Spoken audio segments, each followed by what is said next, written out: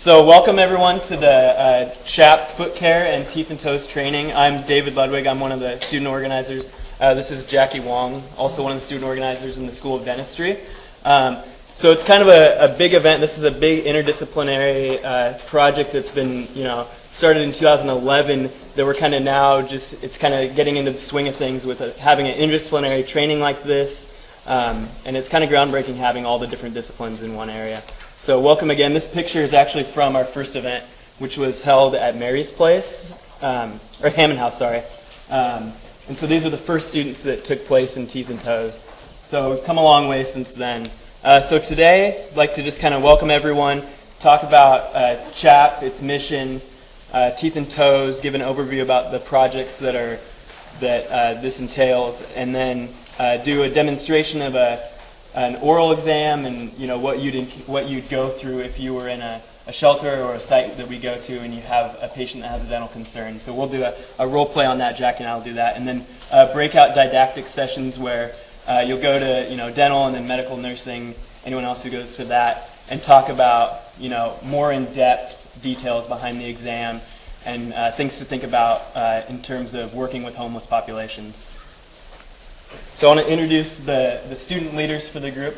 From the School of Medicine, we have Takashi, and raise your hand, over there. Nursing, we have Maura and Jenna. They're here, and back there. And from the School of Dentistry, we have Jackie, Nikki, and Rika, right here, and myself. In terms of faculty and staff support, Dr. Overstreet, who just arrived, perfect timing, Freddie, Rachel Lazar, and they're both from the School of Medicine. From Nursing, Josephine Ensign.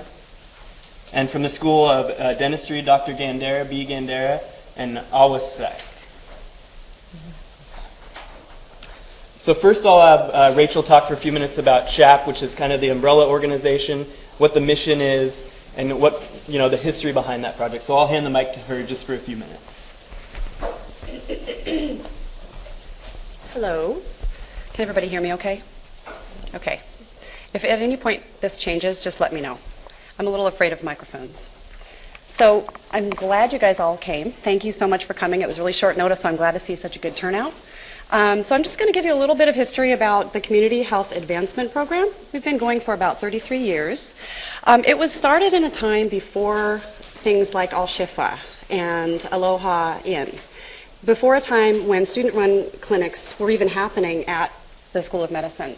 So the Department of Family Medicine partnered with students who were interested in working with underserved populations in Seattle, and we walked them through, not me, I wasn't there, through a process where they could find a community organization to partner with and find an unmet health need in that community that they could meet. Now, ironically, one of the first projects that we had was the students went to the organization. They said, well, we want to do such and such clinical thing. And the organization said, well, we don't really need that. What we really need is people to come in and make food. So that's what it turned out to be. So the core key mission of CHAP, in part, is to really address needs that the community identifies that they want. And the other part of it, in my mind, is to have longitudinal relationships with the communities, organizations that we work with. And hopefully, in the past years, we've been able to demonstrate that you can start new collaborations and also add new components to existing projects based on what the community organization is telling us. So that's kind of the history of CHAP. That's kind of the basic overview.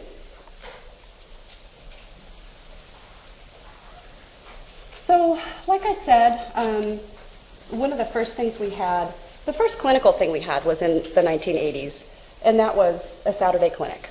And as time went on, that wasn't needed. They changed needs. So the students ended up doing something else. So as you can see, through the years, it's gone through a number of iterations, either clinical or non-clinical projects, just depending on what the community organization has identified. Now you see right here, health mentoring. This is one of our veteran health mentors, Doug Leedy. He's in medical school right now at Tulane. And this was a day where we were talking about organ systems with immigrant and refugee kids at the Seattle World School. So that's been one of our long-term things, is working with youth, health mentoring, and also tutoring and other just general mentoring. One of the longest running projects we have is a dermatology clinic at DESC. You may have heard of that. We do a biweekly clinic. We try to fit in about 5 or 6 clinics per quarter. And we see about 7 to 8 patients per night. And that addresses the really high need of skin care in the homeless community in Seattle, specifically at the DESC Emergency Shelter. One of the other long-term projects we had is foot care, and that started at the Rainier Park Rainier Park Clinic, actually, where the Saturday clinic started. We did foot care specifically towards diabetic populations at that clinic. That relationship ended, and we started looking for new partners. Let's see, 3 years ago we started getting our collaboration together for Teeth and Toes. We figured the dental school actually approached us and said, hey, we know you're working with Mary's Place and other community organizations. Our students want to get involved. And so we piloted that, like David showed you the picture at Hammond House, and it's been great ever since then. And so that's part of what we're going to be talking about today. Not all of the foot care clinics are teeth and toes. Some of them are just the foot care part. So it just depends on what your professional school is and what you're interested in participating in. So like I said, right now the current projects are, well, let me just give you a little tiny bit of background. 3 years ago, this looked very different. We had 3 staff members and we had 7 projects. And funding cuts made us basically hack CHAP in half. We had to choose which projects we were going to close. We had to try to find out which ones could be taken on by students. One of the projects that we had before and then continued under the leadership of students was SLAP, I think. SLAM, student-led. I can't remember what it is, but CHAP had a baby, and basically CHAP had a baby that was essentially the students taking on a project that we could no longer staff. Dr. Overstreet couldn't provide the faculty advising for it because there was no funding. I couldn't staff it, there was no funding. The students picked it up, started a whole new organization, and they flew with it. And as far as I know, it's still going. And that is one of the youth tutoring and mentoring projects. We did have health mentoring, like I mentioned, our veteran health mentor, Doug Leedy, up there. We had health mentoring program for about 14, 15 years, and it was a wonderful program working with immigrant and refugee kids. We worked at 2 different schools, and it's been a fabulous experience for the students, the teachers, and the kids at the school. Unfortunately, that relationship ended, so right now we're still trying to take that effort and see what else we can do with it. Dr. Overstreet's talking to some schools administrators in the South End, so hopefully we can get something going. This is kind of a planning year. We really do want to keep that effort going because there's a lot of student interest among you guys, and there's a lot of need in the community. So we really want to keep that effort going. And finally, foot care clinics and teeth and toes. So the really strong, I feel like, though we've had to lop off a good number of our projects, we've still been able to strengthen dermatology and foot care clinics by collaborating with the dental school and the nursing school and new community partners. So even though I feel like we've had to, it was really painful for us to sit down and try to check off which projects we were going to close, but we're glad that we can still do at least these, and hopefully in a robust way that benefits everyone. So is that all for me? Thanks. Thank you. I'd like to invite Josephine Ensign to talk just for a few minutes about the cultural competency issues with volunteering in our homeless community and what that means. Thank you. It's good to see some familiar faces here. How many people have done a fair amount of work with or volunteer work with people who are experiencing homelessness?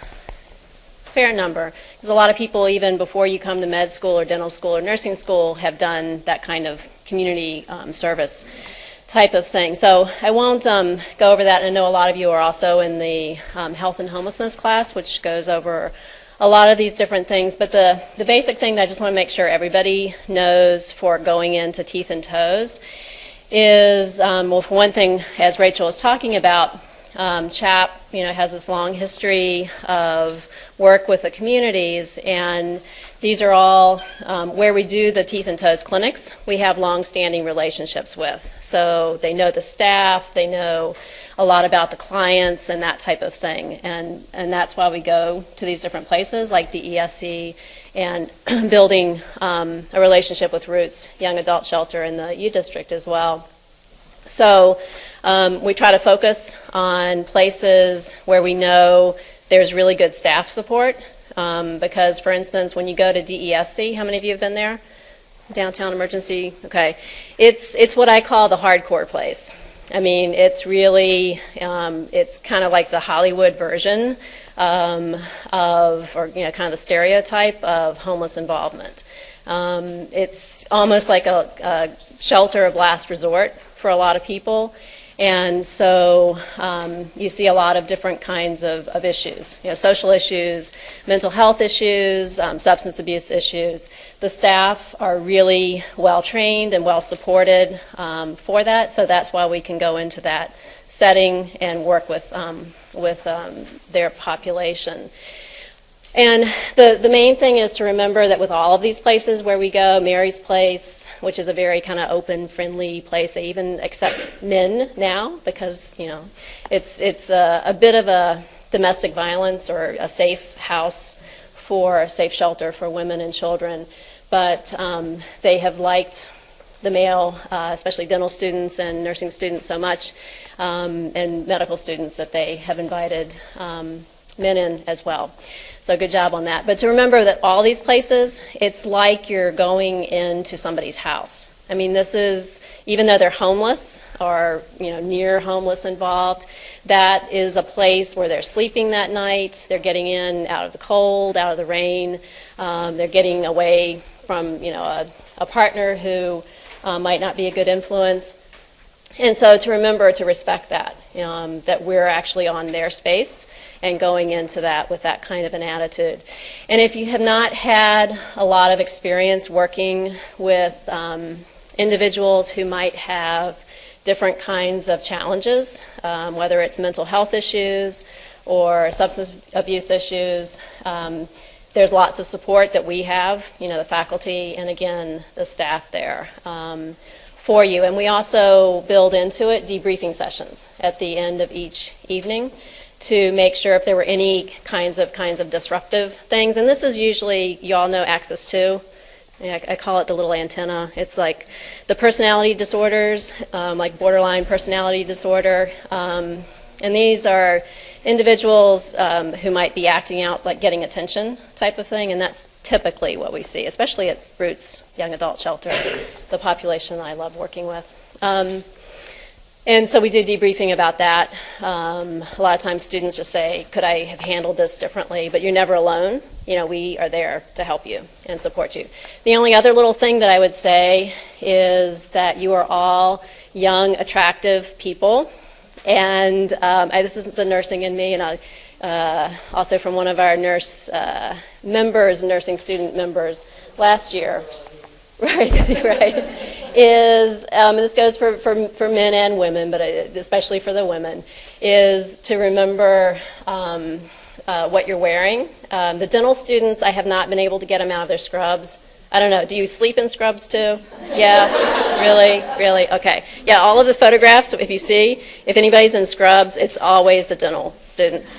So I won't get into that. The rest of them, what we tell the med students, the nursing students, is to wear pretty much like what you would wear to school, what you're wearing tonight. With the exception of if you have pants that are going to start like I am wearing tonight, I'd have to have different pants because they ride down if I'm squatting down doing foot care. And then if it's a kind of a low-cut shirt, even if it doesn't look low-cut when you're up this way and talking with somebody, but to remember you're crouching down, and it can be very distracting for people, and also for you. It can be uncomfortable. So I know it sounds like really kind of prudish. I promise you I'm not prudish, but that's just something to keep in mind. You can wear jeans. And I would say even the dental students, you can wear jeans. No, you have to go with what the dental people say. Get out of your scrubs. with that. And I mean, that's one thing I'd say is, I mean, respectful, because you're going in somebody's house and dressed nicely, you know, no like ripped jeans and things like that. But at the same time, I mean, you don't want to wear, you know, ostentatious jewelry, things, you know, because you're dealing with a population that is impoverished. And that's kind of insulting if you're wearing, you know, really stuff, right? Yeah, leave your Gucci handbag at home, Dr. Overstreet says, and that kind of thing. I mean, just basic common sense, but we have run into this kind of repeatedly, so I just want to make sure everybody knows that. Thank you.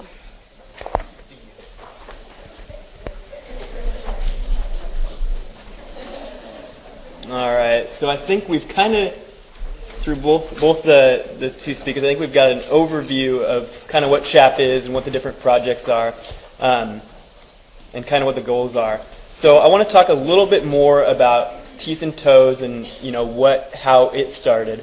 And so I'm going to have Jackie talk about the commonality between a systemic disease that we see all the time and how it brought kind of nursing, dentistry, medicine, public health, all those together. And we call them the yellow cards. So I'll have her talk about these for a moment. Okay, so the yellow cards we started just to give everyone a little bit of a cheat sheet on different things to think about and talk to the clients about. We have these unifying systemic diseases that manifest in both the oral cavity as well as in the feet, like diabetic neuropathy, risk of infection, delayed healing, diabetic ulcers, xerostomia or dry mouth or sometimes, and then periodontal disease and caries risk. So with these cards, there's a dental student side and then there's a medical nursing student side. So the dental students have questions regarding the feet. So you're talking to the clients about whether or not their feet are tingling or if they have a history of diabetes. And then the other side, medical nursing students, have your teeth ever been loose or shifted position, that sort of stuff. And so this is kind of a good start to think about things that you want to talk to the clients about. More recently, the last couple of events that we had last year, we had decided, because we were kind of separated, one room was foot care and one room was the oral health part of it.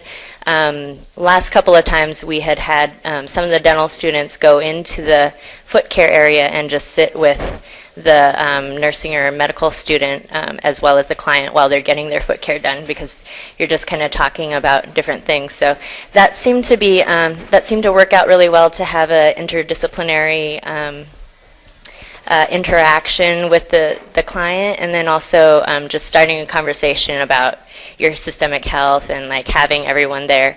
We were a little bit concerned about the clients being a little bit overwhelmed with so many providers, like tag teaming one client, but it seemed to work out well. So I think we're going to start doing that as well. So that's basically the yellow cards. Thank you. All right, so a few details on where the events have been held in the past. For Teeth and Toes, the first event was at Hammond House, which I mentioned in that first picture. But we've also had events at Roots, which is a young adult shelter for people ages 18 to 25 in the U District, just up on the alley east of the Ave. And then Mary's Place, which is downtown, kind of near Hammond House. The Foot Care Community Partners, Rachel talked about working with the DESC, the Downtown Emergency Service Center. They also have had events at Mary's Place and at Roots Young Adult Shelter. They're kind of two different projects. They're foot care events without the teeth component, and they're teeth events without the foot care component. And then there's both when they're teeth and toes. So what kind of services do we provide or have we provided? So on the teeth end of things, we'll provide oral health information, oral hygiene instruction, do exam, and I hope to do with Jackie a little role play exam for everyone here in a second. Fluoride application in sites that we have affiliation agreements with. So just going into the oral cavity requires a lot of paperwork through the university and insurance backing and all that good stuff. So fluoride application, we can't do at every site, and we can't do an exam at every site.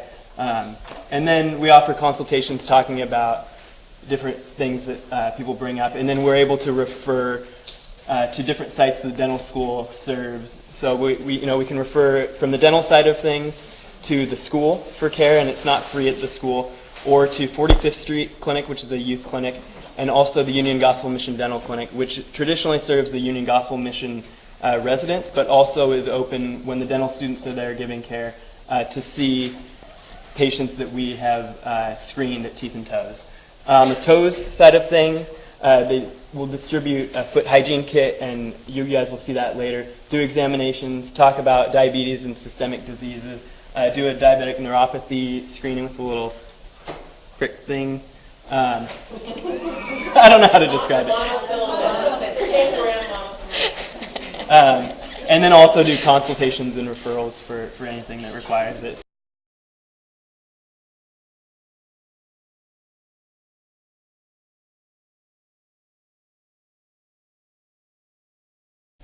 So how many of you are medical students? How many of you are nursing students? How many of you are in another category? We've had one public health student in the past. So today we're going to talk about the basic foot care exam and distinguishing it from the foot care exam that has a little bit more pathology involved. But you're liable to see both. You're liable to see both normal feet and feet that belong to normal people who have normal health conditions, but may be compromised just because they might have calluses or other lesions. And then there's another group that's particularly vulnerable who are diabetics. And so we're going to spend a little bit of time talking about the diabetic foot because that's probably going to be new knowledge for you. I think you've all seen ingrown toenails and calluses on your own feet. So we'll do a little bit something different than talking about ordinary feet. Can I interrupt you for just a second? Yeah. We do have the crosscasting recording this, so we don't have to, you're not waiting anyway, but you don't have to say anything till he comes back. Okay. All right. So I think this is an interesting graph because it says a lot about where we are heading as far as our epidemiologic trajectory in our country. This is, I guess I would say, emblematic of most Western countries. We're probably seeing this trend starting in developing countries as well. But what are you guys' impression of? What are your first thoughts when you see this really steep graph? What do you think they mean by westernization? What do you think people mean by westernization? Junk food. Yeah. Poor nutrition. Poor nutrition. Yeah. Some people talk about it a little bit more as a equation of inputs do not equal outputs. So what we're putting in our body is not commensurate to the activity that we're doing in our daily lives. So usually when people have a diagnosis of diabetes given to them, they have some ongoing complaint that is actually attributable to chronic hyperglycemia. I think you've all heard of hypoglycemia, but hyperglycemia is just the opposite of that. So certain infectious agents, particularly yeast, like sugar, and you all who have ever baked anything or brewed beer or tasted anything that was made with yeast certainly know that. And so people tend to get opportunistic yeast infections or candidal infections. For women, it might manifest as recurrent vaginal candidiasis or what we call yeast infections. In males, same thing in same area but in different parts, of course. And so that's a common presentation. It is always unfortunate to see people who manifest already what we call end organ damage. So the end organs would be things that rely on a highly oxygenated blood supply, so like our kidneys, our eyes, those sorts of things. Our feet and our hands as well, and our brain and our heart. So we'll be looking at feet. So symptoms are usually... Did you mention oral candidiasis? Well, I can mention oral candidiasis, yeah. Yeah, actually, if we see oral candidiasis Yeah. patient, one of the things we're going to ask is questions about if they possibly have diabetes. And it doesn't always look super membranous. It's not always like the white curd-like material. Like thrush. It just looks, yeah.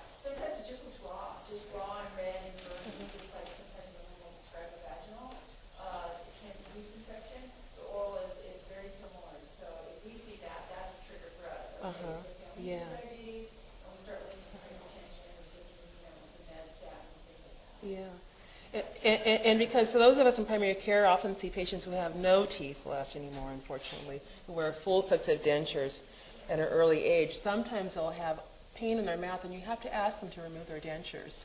And you'll look up in the roof of their mouth, and you'll just see actually more like vesicles. Yeah, absolutely, yeah. Doesn't look like classic thrush, exactly, like you see on our little babies when they come in for their 2-month-old child check. I'm a family practice doc, so I talk about all ages. So those would be diabetic symptoms oftentimes. And so, as I indicated earlier, the risk of complications increase with increased hyperglycemia, so what we call poor glycemic control. So some of the things that we use to measure how well we're doing in diabetics are different studies. We could call one of them hemoglobin A1C. So our blood cells normally have about 4 to 6% of them with sugar attached, and the lifespan of a blood cell is about 3 months. So if we measure the index of glycolyzed hemoglobin in our red blood cells, it reflects how well our glycemic control has been for the previous 3 months.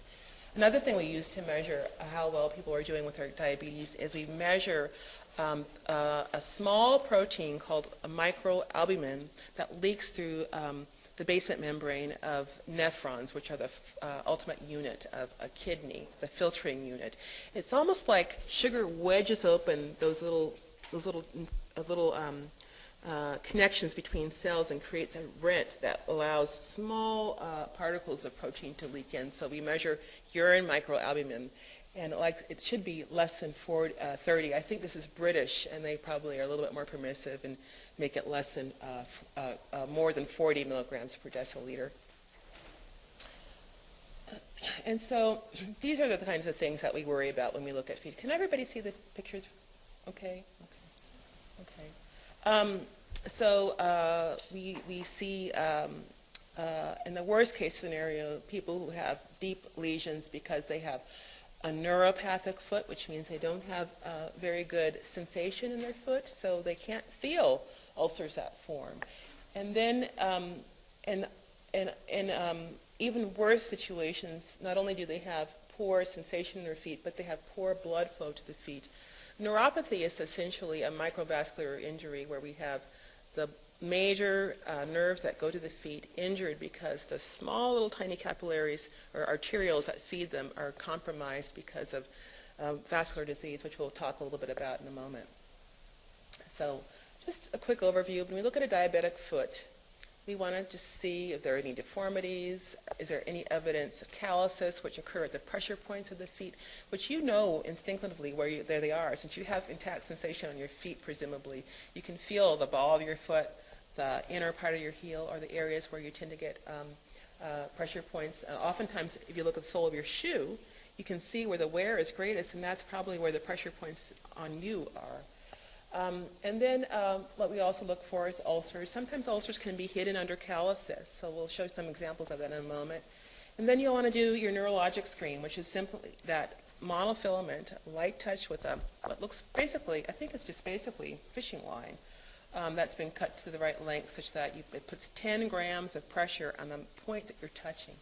So we talk about that. We'll show you how to do that in a moment.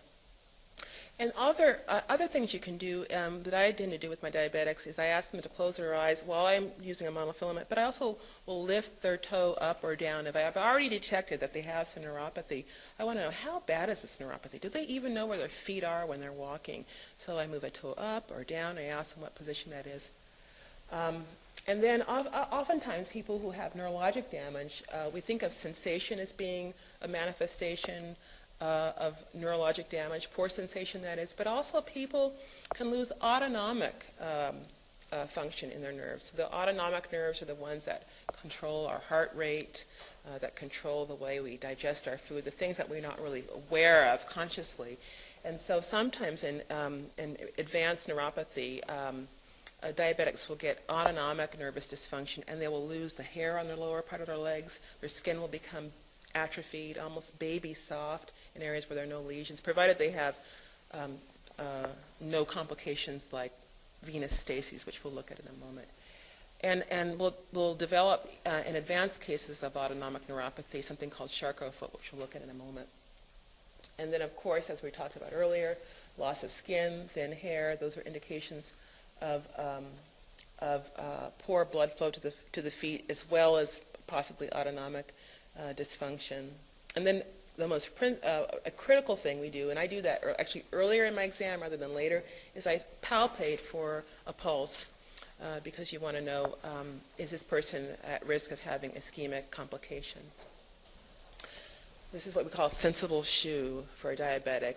The thing that's most important to note is that see how the sole and the top of the foot, top of the shoe are pretty high if you want to measure the height. That's called an extra depth shoe. It's not uncommon to see patients looking like this. This is something I see in the hospital all the time.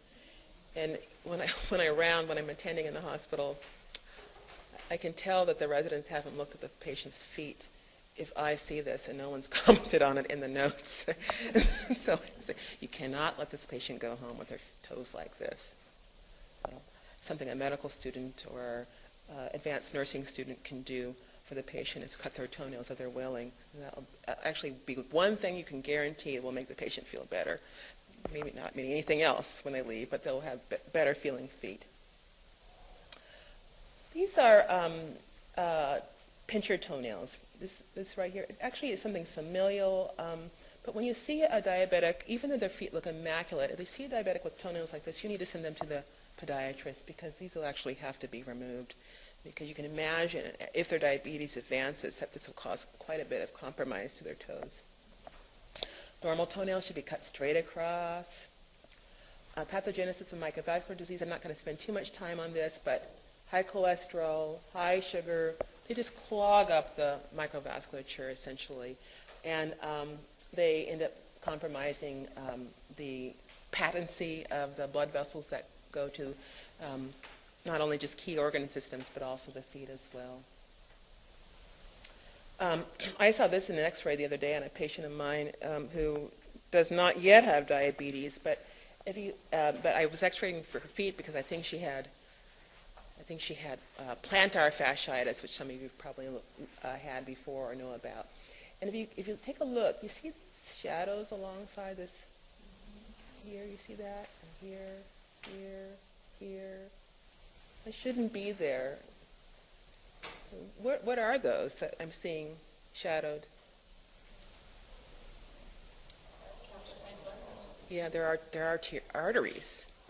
So have you heard of hardening of the arteries? Well, this is what it looks like. Yeah. So this person is probably going to have ischemic peripheral disease, or what we call peripheral vascular disease. It's another word. I'm not going to spend too much time on this, but if you can't feel your feet, you can feel if you have ulcers on them. So this is a neuropathic foot. This individual has an ulcer right here. This foot here has probably a little bit of a high arch, higher than normal, and if you see the toes are kind of drawn up a bit, and that's probably the sign of imbalance in the muscles, the extenders and the flexor muscles in the feet because of nerve damage.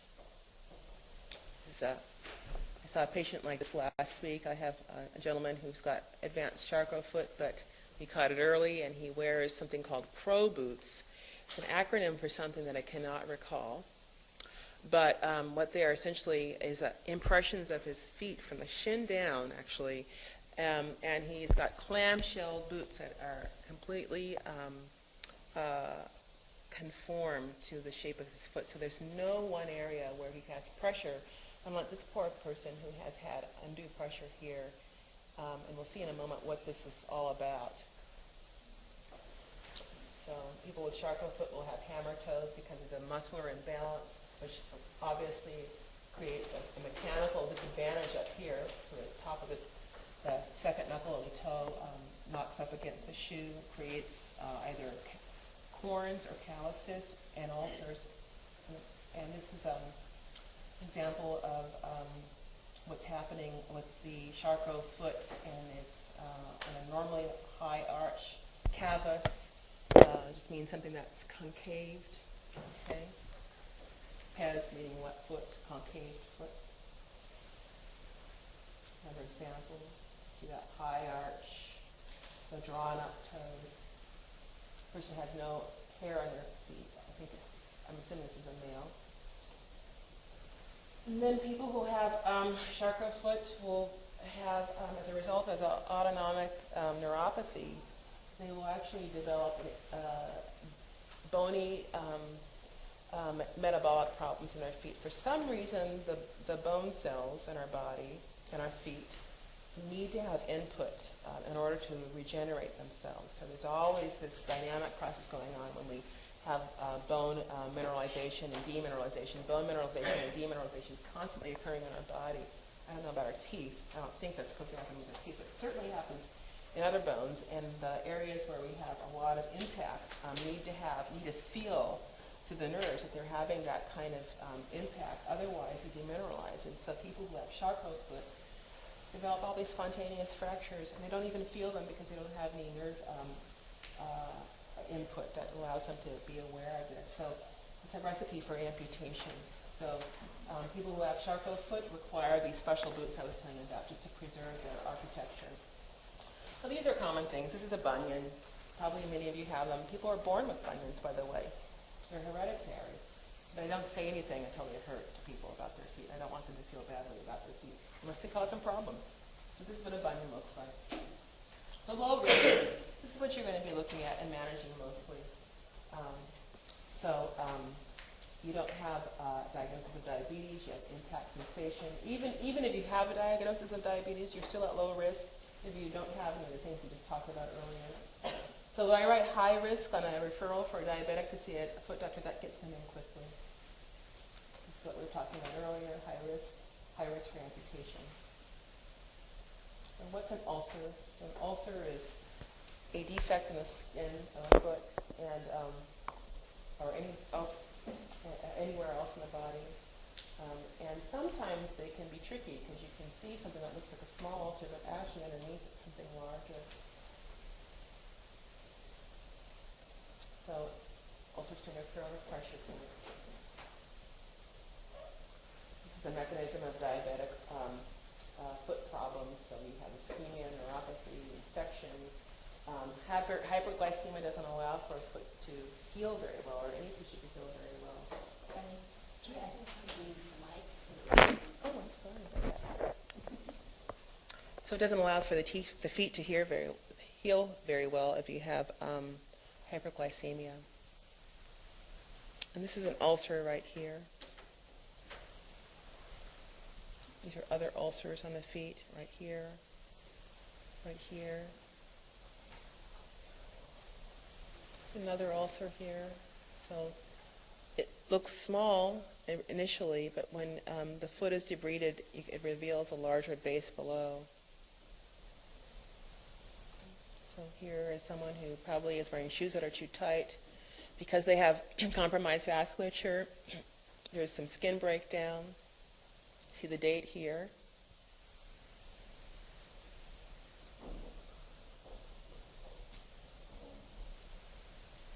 And this is a week later.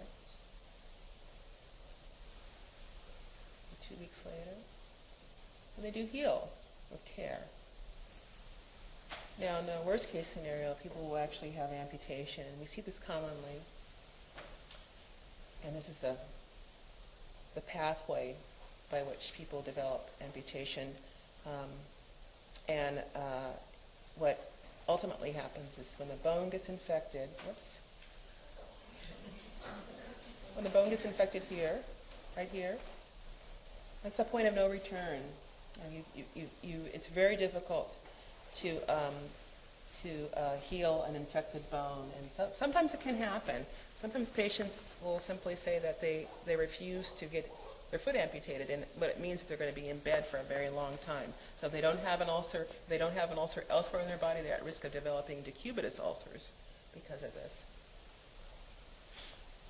See how that penetrates the whole foot? So this person by definition, has osteomyelitis. You don't see this very often, but in clinic sometimes I see people who've been at home and have not come in for a long time, have not had a diabetic foot exam in a long time, and will see this. Yes, please. You said that by definition is osteomyelitis. Yeah. Is there long-term? Is any puncture through the foot have disease? Well, this is actually an ulcer that's ulcerated through the base of the foot, and it's tunneled its way up to the top.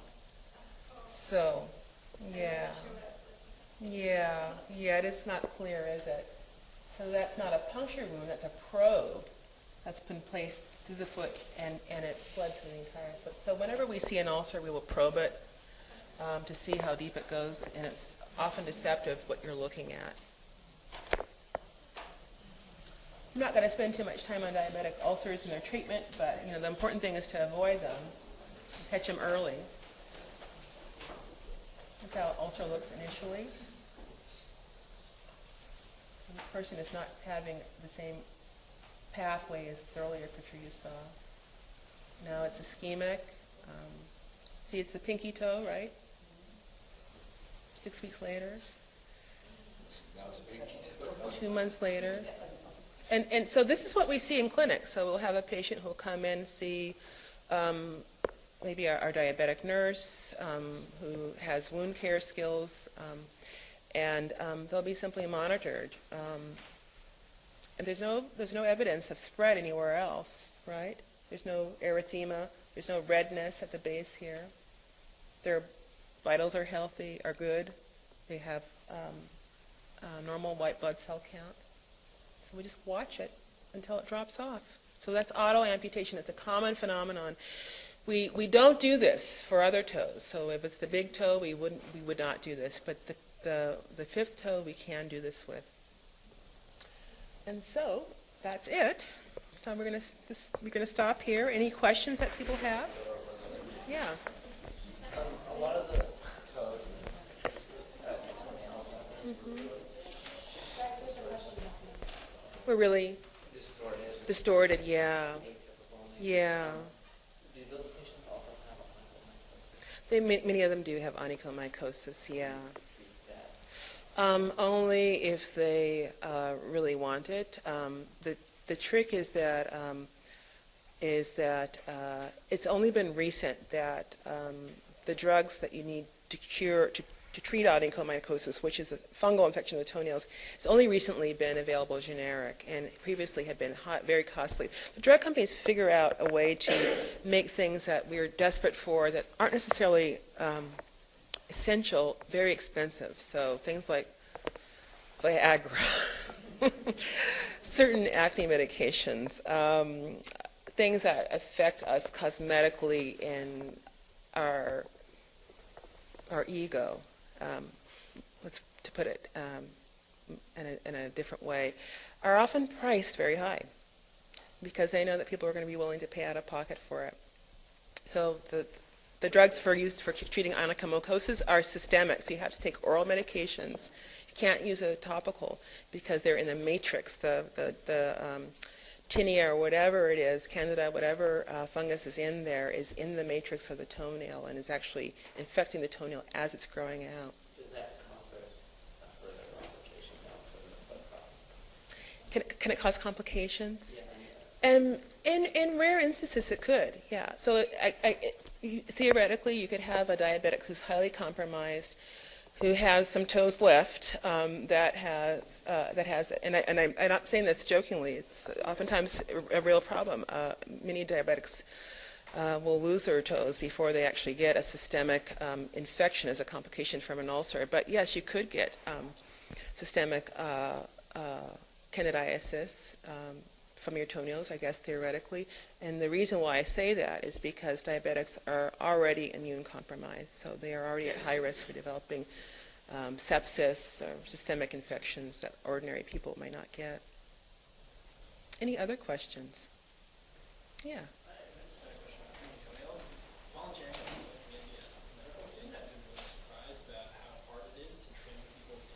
Yeah.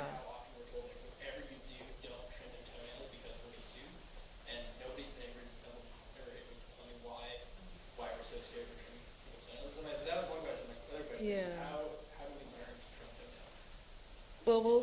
it tonight. Yeah. But that's a very good question, because many times people will have dystrophic toenails. So they will have toenails that aren't actually fungal, but will be very, very thick. And the older you get, the more dystrophic your toenails tend to get. The clue to having a fungal infection in your toenails, you often will smell it, but you will see a yellow streak or a white streak, a lot of powdery residue under the nail, what we call subungual debris. And those will be clues that you're dealing with a fungal infection. But many people will just have really thick toenails that'll be as thick as hooves practically. But if you look at their feet more closely, what you'll see oftentimes is that toe that has a dystrophic toenail will kind of stick out at a prominent angle, so that oftentimes bears the greater force of the shoe when you're walking. So and when you get to be a certain age, if you have a second long toe, you'll notice that the toenail on it is probably thicker than the other toenails in your body. And that's a dystrophic toenail. In people of color, you'll often see evidence of melanin laying down. So you'll see maybe a darker streak in the person's toenail. That's really common in a dystrophic toenail, and you won't see that as likely in a fungal infected toenail. So those sometimes require a special effort to cut. And so when we go out and do foot care, what we'll use in those cases are I would say medical grade toenail shears. So they look more like a plier or like a pruner. Yes. My mother, who's been a nurse for about 100 years and still practices, she uses, her favorite things to use are jeweler's clippers for clipping. She carries them in her purse wherever she goes. Just in case she needs to use them.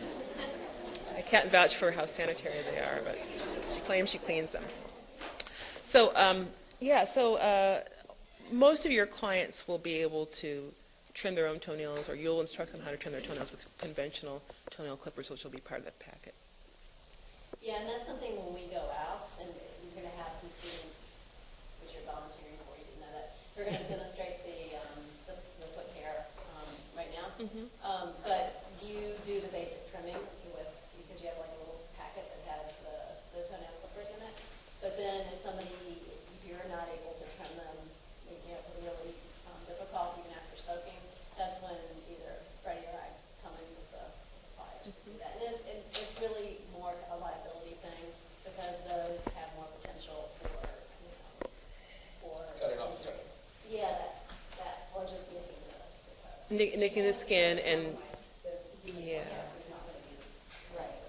And that's the thing we worry about. I don't want to make you concerned that you have a high risk of causing someone to have an auto-amputated toenail or toe because you cut their toenails too short. It's just that we live in a really litigious society. That's the truth in our country. It sometimes interferes with the delivery of proper health care or sensible health care. But those are things that we don't want to put you at risk for, living in the real world. And so that's why we're always around to help if you need. And I'm always happy to teach people how to cut toenails. So if you would like to learn how to wield those shears, I'm always happy to show people how to do that. But it requires some tricks of the trade which are hard to explain until you actually do it yourself. The other thing that you're going to see a lot of are very thick calluses, that might even be painful, that seem like a shame to leave people with, that you're not going to be able to get rid of with a pumice stone. In those cases, we do what we call surgical debridement, which sounds very surgical, but it's not.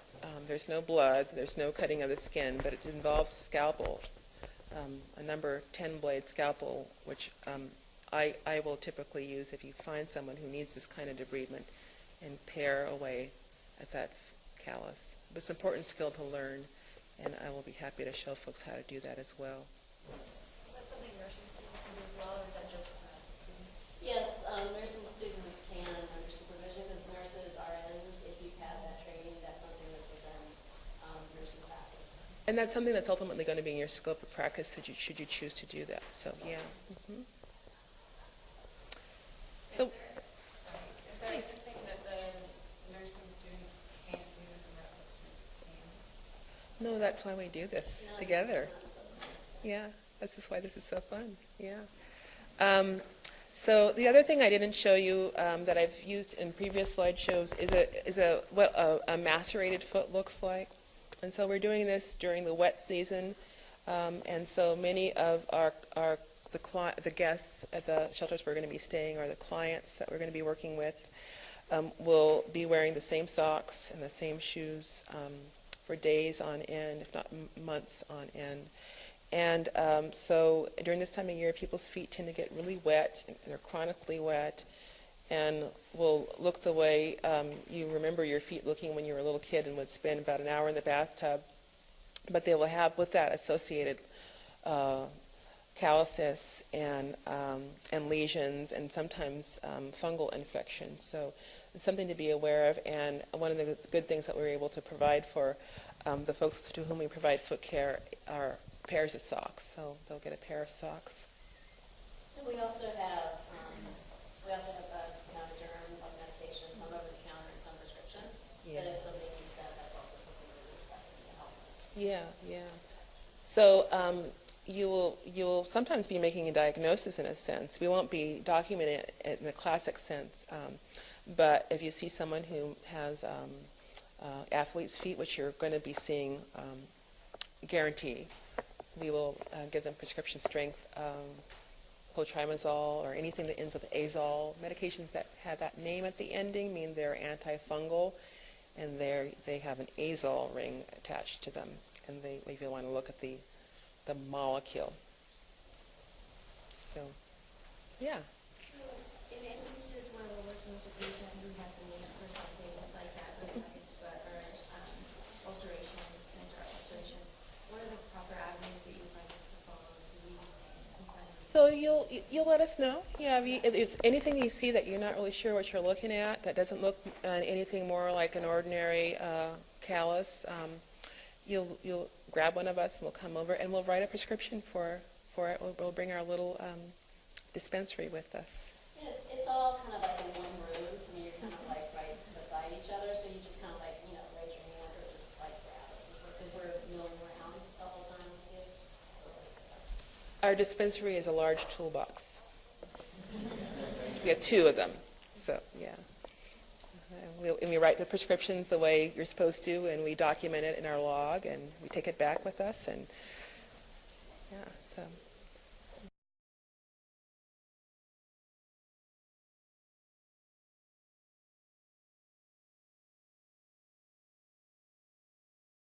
All right. I think Rachel's going to pass around a couple of kits that we have, but at the foot care clinics, every patient gets a kit.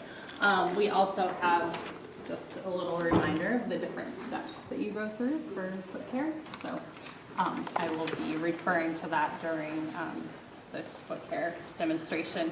Can everyone hear me? Okay. So imagine that we have a bucket of warm water, and we have our patient here, who will start by just soaking the feet in the warm water. We also have just an oatmeal bath solution, so usually we add just like a teaspoon of this because it gets really clumpy if you add a ton of it, so you just need a little bit. You mix that in the water, let the patient soak their feet for a few minutes. And then there is a bar of soap here. So after they've soaked their feet for a couple minutes, you can take the bar of soap and scrub their feet. And then after they've done that, that's probably a few minutes, right? Yeah. Then we have these chucks. Usually we put one down under there, and then we also have another one just to dry the feet. So I'll have you take your feet out. And you just want to dry their feet very thoroughly, pat dry, because as you saw in a lot of the slides, they might have some ulcers or different, scabs or infections, so don't rub too vigorously. It is important to get dry in between their toes, so dry between their toes. All right. And stop me if you guys have any questions. All right. And while you're drying their toes, you can just kind of inspect for any cuts or blisters, calluses, any ulcers.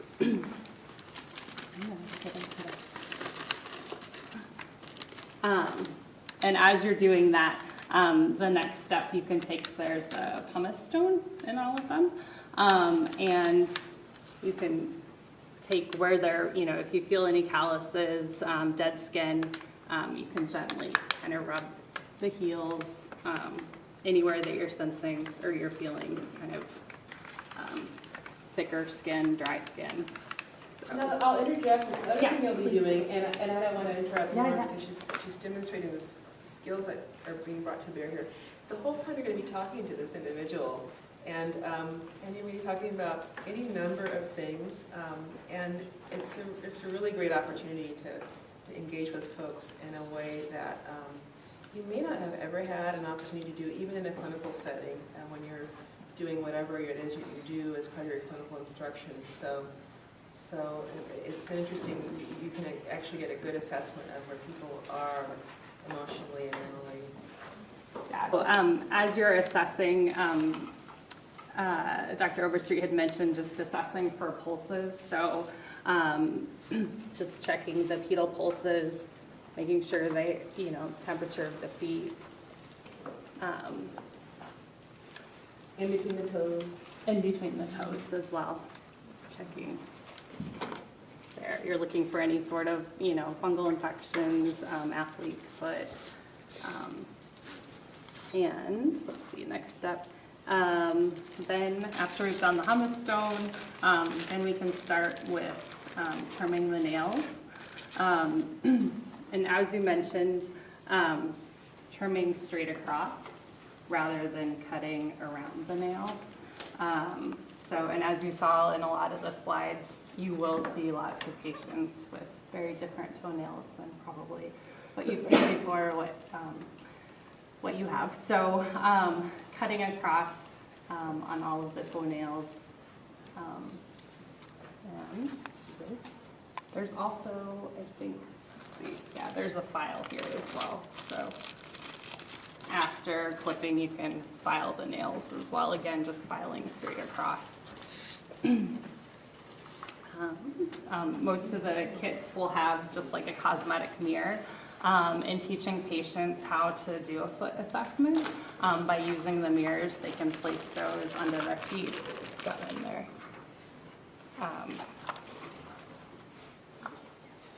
Opens. There we go. So you can have the patient, you put one down and so that they can see it, and then they can assess the bottom of their feet. So that's particularly important if you're noticing that they don't have a lot of sensation, or if they do have some ulcers or infections. It's important that you teach them how to do that assessment. And then finally, this is the monofilament test that was addressed in the lecture.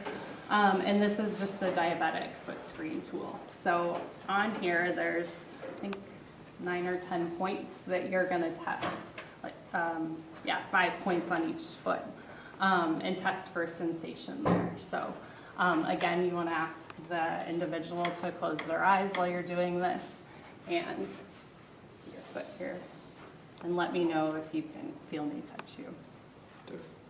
Yeah. Second.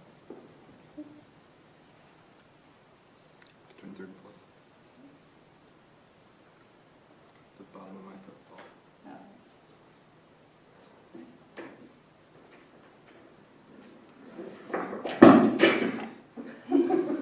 And as Dr. Overstreet was saying, if they're not feeling that sensation while you're doing that, try moving their toes and see if they are able to feel that. And the monofilament has a little cheat sheet on it, doesn't it? It does. Yeah. So it shows you the 5 pressure points. And you just reassure them it's not a needle. Does it look scary? People haven't experienced that before. Just like Yeah. Tell them it's fishing line. When I was in training, I was taught to check the heel But many times people don't have sensation on their heel, even though they're neurologically intact, because they have calluses on their heels. So that point has actually been removed from the ADA's recommendation on how to do foot exams. The American Diabetic Association. So once you've done that, their feet are completely dry. There's a little bottle of Lubriderm lotion, and you just lather that on their feet. And then the final step is we do give the patients or the individuals a dry pair of clean socks. So that's it.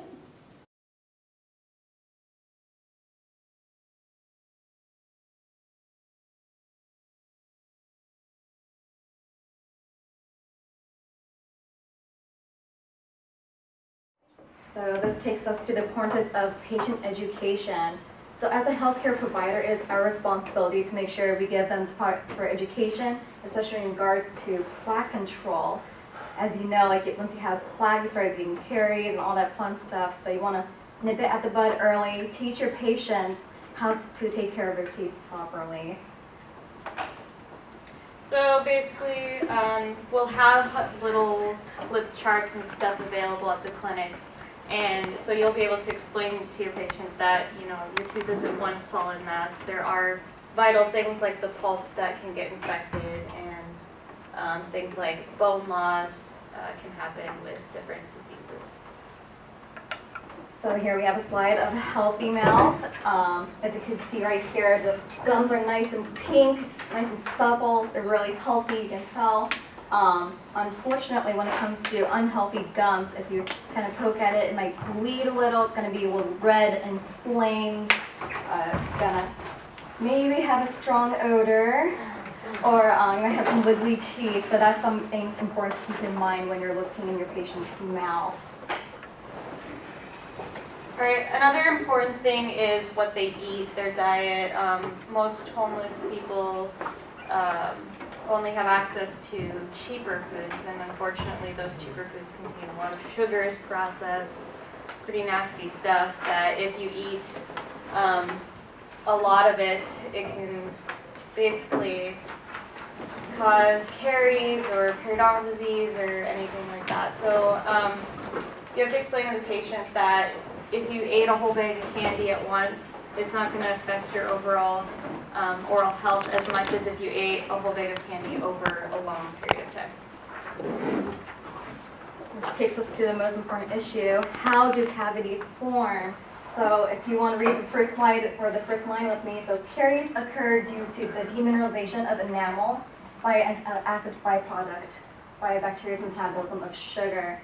So an easier way to explain to your patient's going to be like, wait, byproducts, what's going on? So you can be like, hey, so you have bacteria on your teeth, they eat up sugar and they release acid as a result. So we want to make sure that we brush our teeth so you can wash away that, acid. So that's an easier way to explain this to your patient.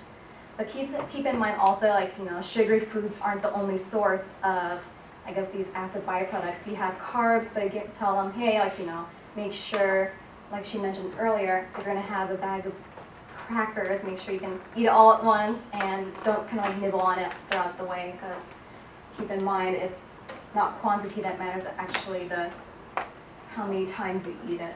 Yeah, that really matters the most, since you have that constant wash of acid on your mouth. Yeah, and you can also explain that, especially cheap beverages like pop and other things, soda, that's just straight acid right away, and they don't really realize that. So when you do the oral exam, you can run into these potential issues. So halitosis is bad breath, xerostomia is dry mouth, tartar, calculus, gingivitis, periodontitis, and other abnormal lesions, which we'll look at that could possibly be cancer. So Nikki mentioned halitosis, so it is bad breath. There's several factors that can lead to this problem. We have, particle food. If you don't floss your teeth, you got your hamburger from last week still there, kind of festering away. That could be a good source. Dry mouth, so xerostomia. you have a constant wash of constant wash of saliva to help wash the bacteria away, so that bacteria just kind of sit there and have a little fiesta. Tobacco products, they have a huge factor in that as well. And also, if you're sick or like you have a medical condition, this is a really good sign. So our second thing is xerostonia or dry mouth. So a big thing that we have encountered at the homelessness volunteer events are a lot of our patrons were smokers. And so that definitely causes dry mouth. Another big thing is medications and nerve damage, some signs of dehydration if they don't get enough water. There's a lot of different things that cause dry mouth. So earlier I was talking about plaque. So plaque is pretty much the coating of bacteria that's on your teeth. So you have saliva and food and like other fluids that help combine to produce these deposits. So like if you're explaining to your patient, you have a lot of plaque on your teeth, and like what's plaque? Just in case. Well, you can explain to them, hey, like if you run your tongue along your teeth, you might feel something kind of fuzzy, kind of slimy. That's plaque. If you can scrape it off, it's like a little white. You can even demonstrate too if you have something, but you can explain to them that's plaque, and that's not a good thing because we want to make sure you can brush that away. On the other hand, there's something called tartar, which is pretty much like a hard mineral deposit, which results from plaque staying there for too long. I'm sure for those of us with the orthodontic lingual bars, you have to make sure you floss really well, or else you get the tartar or calculus on the back of your teeth. You can kind of chip it off and flick it off. It's kind of like a little rock or mineral deposit. Gingivitis, it's a big one. So you'll just look and see if the gingiva is swollen and red. If you do like a floss, if you basically teach your patient how to floss and have them show you how they're doing it, you'll see that their gingiva bleeds pretty easily. And basically, although it may look pretty red, it is reversible. So if they do brush and floss, over time they can reduce that redness and swelling and make have a pretty nice intact gingiva. But if they don't floss and brush, then basically that can lead to periodontitis, which is an irreversible disease. Well, Nikki, fancy mentioned periodontitis because this is our next slide. So it's basically when the infection spreads to the roots, and that is no bueno because it affects the supporting bone and the fibers. This also leads to increased bleeding, and like she mentioned earlier, it's irreversible. So we want to make sure that doesn't happen. So we encourage early patient education and also prevention as well. Well, funny you should mention periodontitis, because after that is advanced periodontitis. Basically, after that, the gums recede further and separate from the tooth, and there's a lot of pus forming, the bone recedes, and there's going to be root exposure, and that causes a lot of sensitivity, and the patient is not going to be happy. So let's just teach them how to stop it before it gets to this stage, if it already hasn't. So far we've been talking a lot about teeth and periodontitis and gingivitis and those big sounding words. Up next we have abnormal lesions. So like David mentioned earlier, we want to make sure that we want to look at the rest of the oral cavity because as future dentists usually have a tendency to go straight for the teeth. So make sure you look at everything first. So this includes the gingiva, the mucosa, the tongue, the palate. It could be anything from infection, trauma, SCC, and a little pop quiz for everyone. On the bottom left here, what do you guys think that is? First years. First years. Okay, well, what part of the body is it? Well, it looks awfully hairy, doesn't it? It might be hairy tongue. So hairy tongue is a huge epithelial growth of keratin on your tongue, and a good and a good way to help prevent this is by brushing your tongue. So if your patient comes in with a really hairy tongue, a good way to help give them good personal advice is like, hey, you currently have hairy tongue. It's a good area for bacteria to settle in and grow and foster. I would recommend you brush your tongue at least once a day after you brush your teeth. And that's a good advice you can give to your patient. Yeah, and especially if they're a smoker, that's something that you look out for. But also, as second years, we're like in the oral path right now, we're learning all this stuff, but I still need help distinguishing between things, and that's what faculty like Dr. Gandera will be there to help you. So if you see something really abnormal, then have a faculty come and check it. It's really important, because it could be squamous cell carcinoma, which is very deadly at a certain stage. Here is a photo of a patient. He has SCC, squamous cell carcinoma, but if you just look at it like, you could be like, yeah, I had a bicycle accident, I fell off the handlebars last week, and he got a gash on his lip. Like, you never know. So you want to make sure you take a look at the whole oral cavity. And if you don't know, it's totally understandable. We're all students here, and we're all still learning. So Dr. Gandera and other faculty will be around also. So if you see something out of the norm, feel free to be like, hey, Dr. Gandera, come here. Would you mind teaching me more about this? Or, hey, I found this. Like, what can you tell me more about it? Like, it's a good chance for you to learn and also teach the patients as well. There we go. So basically your patient could have no teeth. So they might have a prosthesis, so either a full or a partial. I'm sure you guys all know what those look like. But basically you'll want to teach them how to properly care for these. There can be a lot of buildup, and it can cause the gums underneath to recede, and it just can be really nasty. So basically just advise them to not wear them 24 hours a day, to take them out at night, brush them, store them in water when they're not wearing them, and then, yeah, so. I want to make a comment about denture wearers that I just actually made next door, because hopefully, this is our first time doing this joint thing, and hopefully we'll figure it out so we're actually all in the same room. Because they were talking about about candida in diabetics that's on the foot in the vaginal areas. Of course, we don't do exam there, but just different parts in the mouth. And a denture wear is really common for diabetics if they have dry mouth as well. They take out their denture and the whole palate, roof of their mouth is kind of red and velvety looking.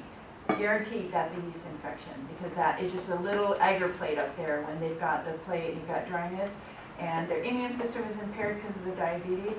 And the more they have the worse control they have of their glycemic levels, the more they're going to be prone to oral candidiasis. So that's in their dentures. But even so, like right now when we do an exam in the clinic, if you see somebody who has a really red, raw looking tissue and they have some dry mouth as well, then one of the things we will say, so if you have a family history of diabetes, if we get other signs, they've got also hypertension, and they haven't had a physical exam for a long time, then they're much higher likelihood to have that. So you would make sure that they would go get checked, have their blood levels checked. So that's a real connection with diabetes, because diabetes affects all organ systems. And then you have periodontal that just kind of flash by quickly. Advanced periodontal disease also should make you think, is this person have diabetes? Or even if they know they have diabetes, maybe it's not very well controlled, because not everybody can control it very well. And so, and it's a known fact now, pretty substantiated, that if somebody has really chronic, deep-seated periodontal disease, they're going to have a harder time controlling their diabetes, their blood levels. So that's why it's becoming we picked that one condition to talk about. The better control you have of periodontal disease, actually the better chances you have of controlling your blood levels of sugar, and the same vice versa. If they have very poor glycemic control, they have a much higher risk of having periodontal disease. So anyway, just wanted to throw that in. Oh, thank you, Dr. Gandera. So she was talking about periodontitis and all that stuff. We don't want that to happen for our patients, right? So along with doing oral examinations, we also do oral hygiene instruction as well. So at this time would be a good opportunity for you to teach them the modified FAST technique, which is the proper technique to brush your teeth. It's called the modified FAST technique. Anyways, so basically have your toothbrush, you place it at a 45-degree angle to your gums, and you brush in short movements all along your teeth. A lot of people have a tendency to miss along the gingiva or the gum line. So if you really help, reinforce that, that'll be really helpful for the patients also. Another thing too is you can use the toe of the brush. So pretend my hand is the brush and you have a toothbrush. So the toe is the very tip of the brush. It's a good way to brush the lingual part of your teeth right all along through here on the back side of your teeth, because that's a common area for tartar and calculus. And for extra brownie points, be sure to tell them to brush their tongue, because we don't want to have hairy tongue, do we? Also, flossing is pretty important. So you'll just teach them the proper way. Actually, the best way to do things is to ask them to show you how they brush your teeth or how they floss. And if it's correct, then you just tell them to keep up the good work. Positive reinforcement is really important. Because telling them, that they're doing something good is way better for them to hear than you need to fix this, you need to fix this. So positive reinforcement the whole time. But if they don't floss correctly, the C-shape method is the way to go. So you'll tear off a big piece of floss, wrap it around your fingers, show them, in between teeth, make a C around each tooth, make sure that you get all of the teeth, including the back side of their last tooth, whether it be a molar or not, depending on how many teeth they have. Yes, can I just make a little comment? So a really effective thing that someone told me about flossing is you can explain this to them. It's like washing your hands without washing between your fingers, and so it's kind of a neat visual to kind of get them to think about things, and then also let them know people who don't floss very much, you end up getting a lot of bleeding, and bleeding is really normal. And if you continue to floss, it'll start to stop bleeding. So bleeding is a good sign of first, making sure that you're actually getting into the areas of inflammation. So yeah. Thank you, Jackie. So earlier in the demonstration, we were talking about fluoride varnish. And if your patient doesn't really know what it is, we're like, hey, well, it's safe, it's effective, it doesn't really take a lot of time, it helps remineralize your teeth. So we're going to talk a little bit more about what fluoride does for your teeth. Basically, like Rita said, remineralizes.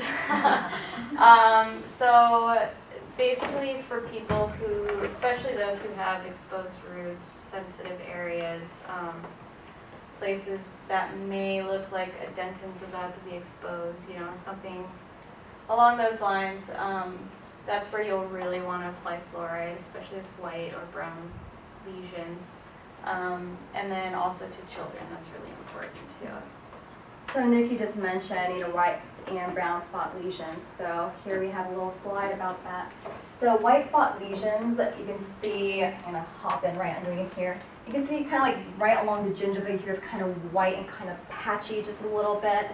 So that's actually where your tooth is losing minerals. It's demineralizing, right? Because you're about to have a start to a cavity, and that's no good. So we want to treat that early.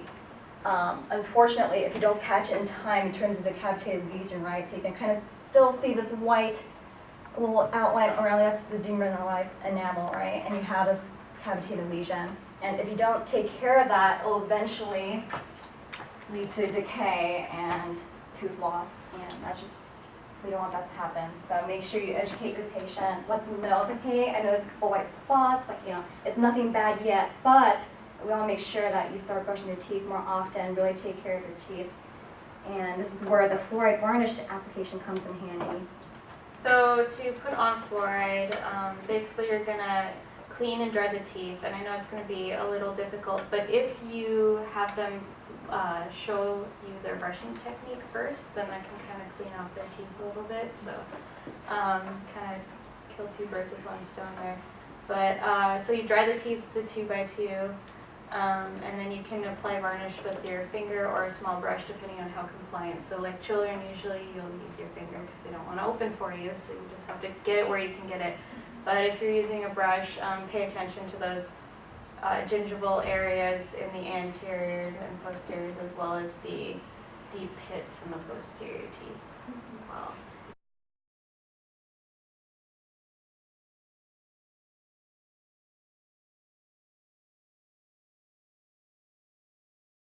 Hi, my name is Rika. What's up, Rika? Nice to meet you. So today we're going to do a fluoride varnish application. So if you wouldn't mind taking a seat. right here. And we'll get started. So, how's your day so far? Splendid. Do anything fun today? Play with some rocks. Play with some rocks? Okay. So typically, in order to have proper fluoride varnish application, you want to make sure that you dry the teeth completely. So you're going to use 2x2 cotton swabs, sorry. You're going to use 2x2s and you're going to dry the teeth off. And here, remember earlier in the slide, brush and something that looks kind of like caramel. So I'm going to literally do it on these, okay? Yeah. So you have your fluoride varnish right here. It's like a watercolor kit. And you have the brush right here. Apologize, it looks really big. There we go. So you have a little brush, super teeny, and you have some fluoride varnish. It's kind of brown, and a lot of kids will be like, ew, what is that? They'll be like, hey, it's sticky, kind of like caramel. I'm going to do a little fluoride varnish application for you. I'll just tickle your teeth with this, and kids will kind of loosen up and be like, okay. Does it taste sweet? You're like, no, but you don't have to brush your teeth for the night. And you're like, oh, yay, that's great. It'd be good to tell them it tastes good. It tastes good? Yeah. Well, actually, sometimes does it taste good? Depends.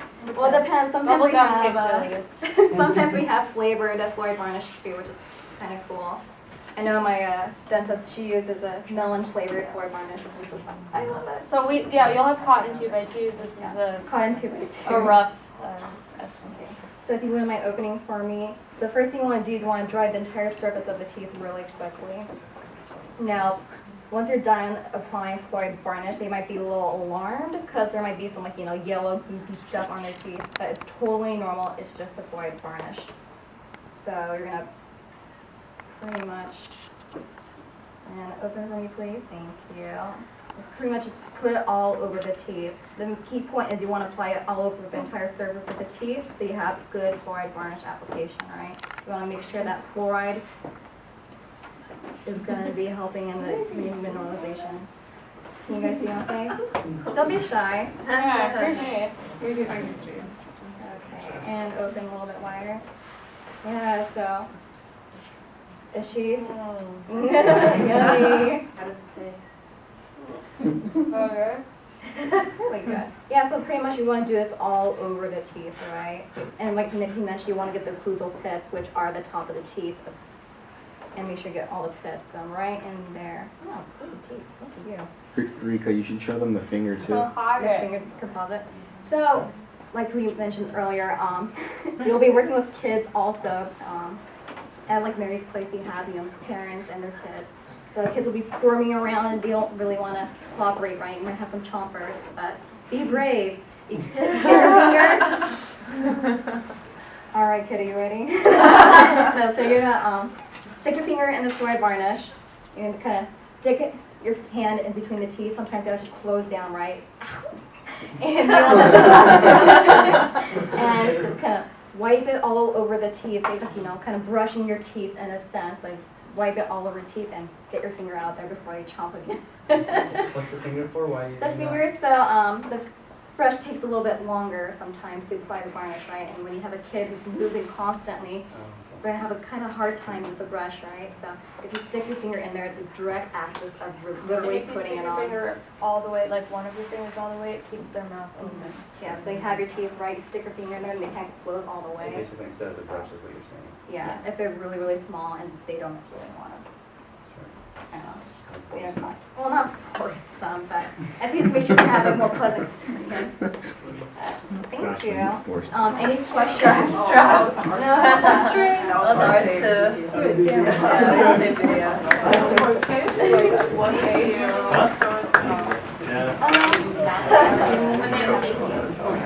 Yeah, but do I have any questions so far in regards to the fluoride varnish application?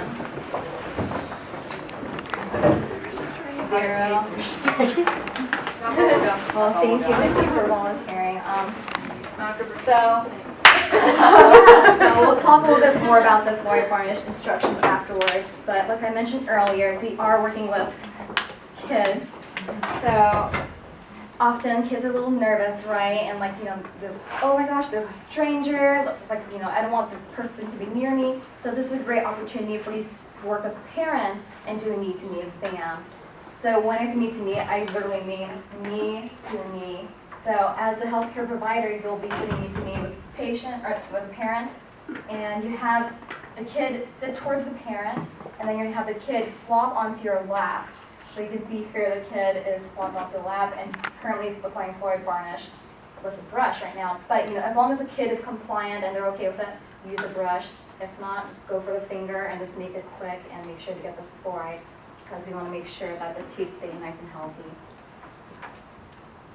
So after you put the fluoride on, the instructions are pretty important to either let the parent or themselves know that you shouldn't eat or drink for 30 minutes. And if they can spit, it's not a big deal. It'll adhere to the clean teeth pretty well. And then you don't have to brush your teeth at night, so score for me. So thank you for listening. I know you guys had a pretty long first couple of days, but thank you. Do you guys have any questions? Taryn? I'm just going to add something. I don't know how many kids we see with teeth and toes, but for the knee-to-knee exam, just like explain to the parents like why you're laying them back is so that they can look at mom or dad and be more comfortable. And then the parents actually help you by holding their hands, so you don't have a fighter trying to grab whatever is in your hand. So it's for their safety as well as yours as the provider. And then you want to always assure the parents that their child's most likely going to scream, but it's great because when they scream, their mouth is open nice and wide, so you can get the job done faster. So those are just a few minutes. If somebody sees an abnormal lesion and the patient's like, well, what do I do about this? This is mostly for first years that haven't had a lot of volunteering experience. They're like, well, what do I do about this? What do you tell them? Okay, well, first of all, do not scare your patient. Like, if you see something abnormal, don't be like, oh, I think that's cancer. Like, don't scare the patient. Like, it might just be an ulcer or just be a tiny minor infection. Like, you don't scare your patient. Since we're all students and we're still learning, it's a great opportunity for you to grab Dr. Gandera, one of the advising faculty members, and have them take a look at it. And if it is indeed something that needs to be treated, we have referral forms, I believe, right, to help refer them to the New Gospel Mission Dental Clinic and other clinics. There's one on 45th as well, that if we're working at roots, we usually refer them there. If they're, I think it's under 25. Under 25 can be referred to the 45th Street Clinic, and then any age can be at the Union Gospel. So, and then we'll have like dates that they can go on if they so can make it there. I don't know. Yeah. So, cool. That's it. Well, thank you guys. Thank you.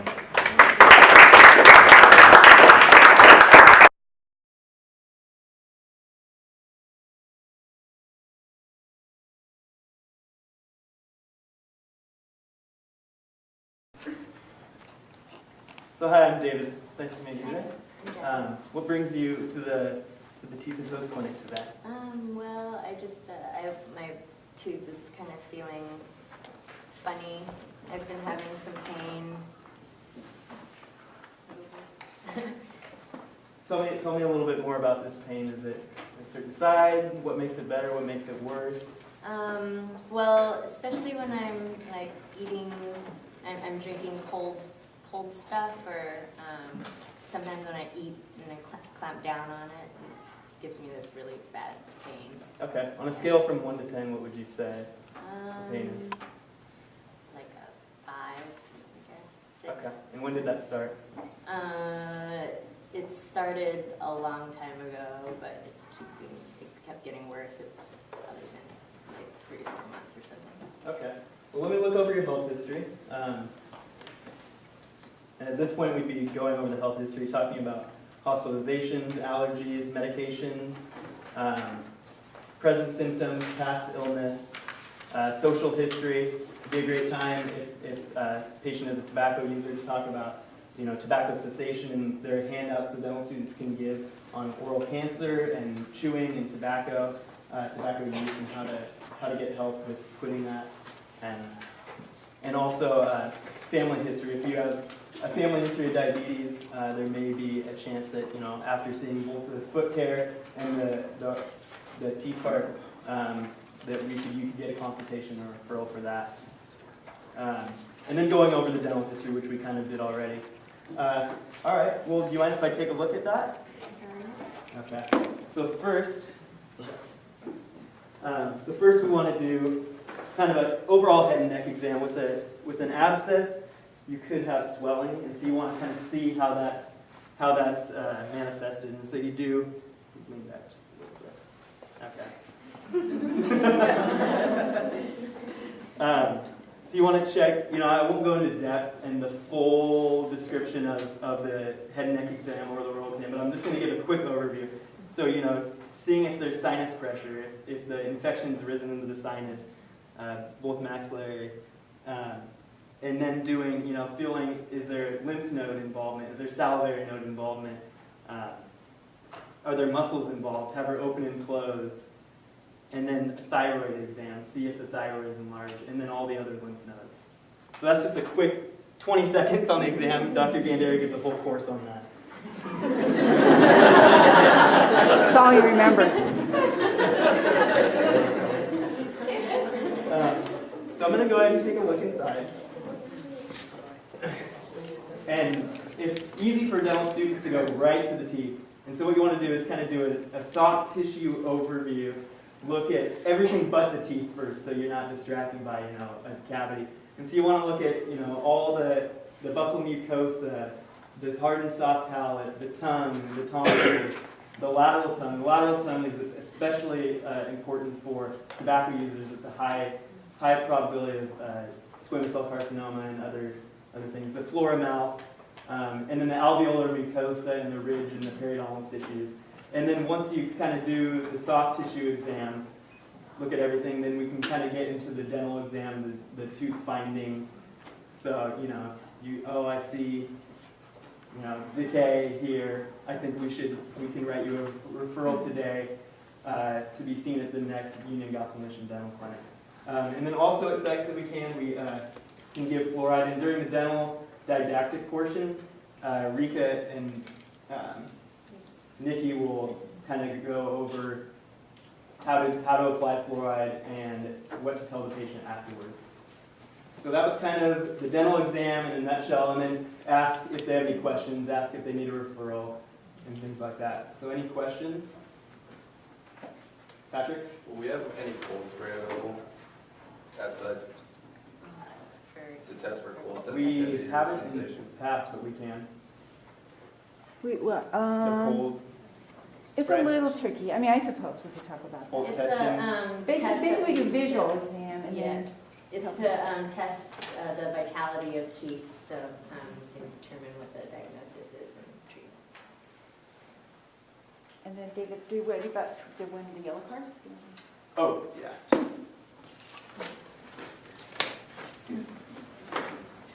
Okay, and then this would be a great time to ask about, so I'd be a dental provider, and I'd ask about systemic health issues in terms of the diabetes. So if we found a diabetes history in the family, and she had, some other things that were noticed, so I'd ask, are your feet numb or tingling?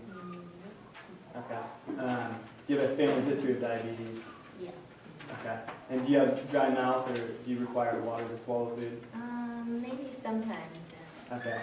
I think if you don't mind, we can bring you over to the foot care clinic, and we'll have a medical or nursing or other health professional student take a look, and hopefully get that taken care of.